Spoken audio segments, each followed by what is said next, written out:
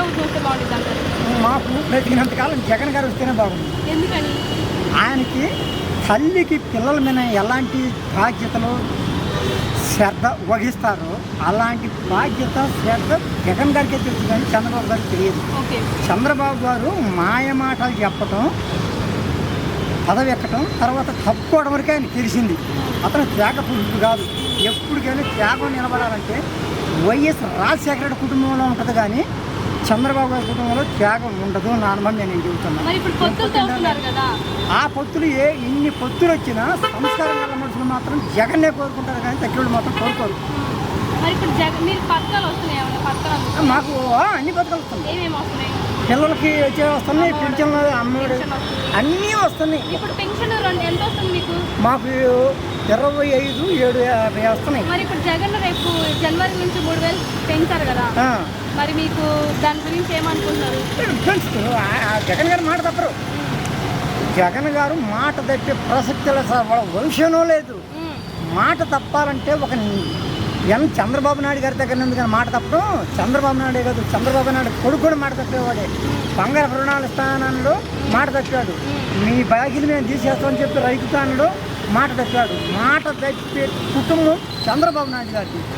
మాట నిలబెట్టుకునే కుటుంబం వైఎస్ రాజశేఖర రెడ్డి గారిదే కానీ ఇంతగా చెప్పింది లేదు. కాకపోతే ఒకటే ఇంపార్టెంట్, పిల్లల్ని తల్లి ఎంత బాధ్యతగా ఎంత ప్రేమగా పెంచుతుందో అలాంటి ఒక జగన్ అయితే చూడగలుగుతుంది కానీ చంద్రబాబు వల్ల కాదు, పవన్ కళ్యాణ్ వల్ల మొదలు కాదు. మరి ఇప్పుడు ఇక్కడ ఏంటి అంటున్నారు? ఇంకొక విషయం చెప్తున్నానండి, పవన్ కళ్యాణ్కి విలువలు మంచి చెడులు తెలియవు. ఇప్పుడు ఏ పురుషుడని వివాహం చేసుకుంటాడు, ఆమెకి ఆరోగ్యం పరిస్థితి బాగలేకపోయినా, కుటుంబ వ్యవహారం పనికి రాకపోయినా ఆమె దగ్గర లైసెన్స్ తీసుకొని మళ్ళీ ఇంకొక వివాహం చేసుకుంటారు.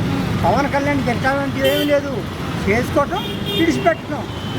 అది సొమ్ము కాసుపడే వాళ్ళు పేద కుటుంబాలు కొంతమంది ఉంటారు, వాళ్ళు రావటం, చేసుకోవటం, మళ్ళీ వాళ్ళు విడిచిపెడతాం.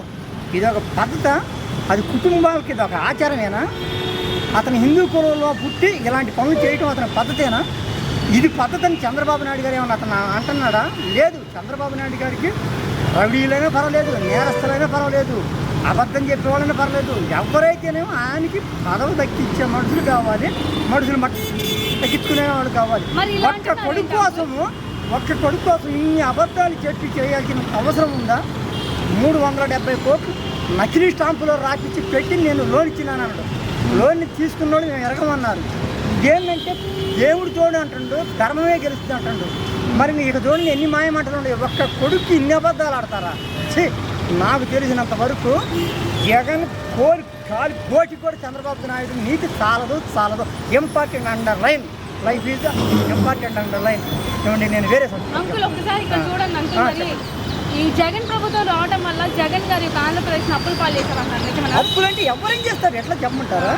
కుటుంబంలో 10 ఎకరాల పొలం ఉండేవాడు కూడా 50,000 అప్పు తీసుకొచ్చుకొని పొలాలు పెట్టుకొని తర్వాత తీర్చుకుంటాడు. అప్పుడు అవసరం వచ్చినప్పుడు తీర్చుకుంటాడు, తర్వాత వచ్చి మళ్ళీ తీర్చుకుంటాడు. దాని గురించి